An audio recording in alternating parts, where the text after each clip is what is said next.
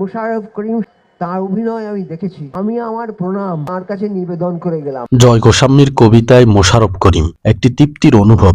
বাংলা সংস্কৃতির ইতিহাসের কিছু মুহূর্ত থাকে যেগুলো খুব নীরবে আসে, কিন্তু গভীর দাগ কেটে যায়। কোনো হইচই নেই, কোনো ঘোষণা নেই, তবুও সেই মুহূর্তগুলো দীর্ঘদিন মানুষ মনে রাখে। ঠিক তেমনই এক আবেগঘন মুহূর্ত তৈরি হলো যখন বাংলা সাহিত্যের শক্তিমান কবি জয় গোস্বামী একটি কবিতা লিখেন অভিনেতা মোশাররফ করিমকে নিয়ে। সাম্প্রতিক মাছরাঙা চ্যানেলে এমনটা দাবি করেন মোশাররফ করিম এবং তিনি বিস্ময় প্রকাশ করেন। তিনি বলেন, এটাই আমার সবচেয়ে বড় পুরস্কার। দরজা খুলেই দেখলাম একদিন দাঁড়িয়ে আছেন মোশাররফ করিম। তার মতন একজন শক্তিশালী গুণী লেখক আমাকে নিয়ে ভেবে লিখেছে, এটা কম কিসের।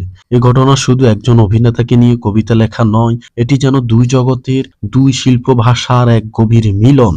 একজন কবি, একজন অভিনেতা, দুজনই নীরবের শিল্পী। জয় গোস্বামী মানি শব্দের ভিতরে নিঃশব্দ চিৎকার, অল্প কথায় গভীর অনুভব। আর মোশাররফ করিম মানি সংলাপের চেয়ে চোখের ভাষা, অভিনয়ের চেয়ে হয়ে ওঠা। দুজনেরই কাজের ধরন আলাদা হলেও কোথায় যেন এক অদ্ভুত মিল। দুজনেরই অতিরিক্ত কিছুই করেন না, দুজনেই বিশ্বাস করেন কম বলাই বেশি বলা। এই কারণেই হয়তো জয় গোস্বামীর কলম থেমে থাকতে পারেনি। তিনি যখন মোশাররফ করিমকে নিয়ে লিখেন তখন সেটা কোনো প্রশংসার কবিতা নয়, সেটা যেন এক শিল্পের পক্ষ থেকে আরেক শিল্পের প্রতি গভীর কৃতজ্ঞতা। কবিতায় উঠে আসে অভিনয়ের তৃপ্তি, কবিতার প্রতিটি পংক্তিতে ইঙ্গিত পাওয়া যায়। মোশাররফ করিম অভিনয় করেন না, তিনি চরিত্রের ভিতরে ঢুকে যান। কখনো একজন সাধারণ গ্রাম্য মানুষ, কখনো ক্লান্ত বাবা, কখনো সমাজের ভাঙা মানুষ। সব ক্ষেত্রে তিনি অতিরিক্ত কিছু না করে দর্শককে বিশ্বাস করিয়ে দেন, হ্যাঁ এটাই মানুষের সত্যি।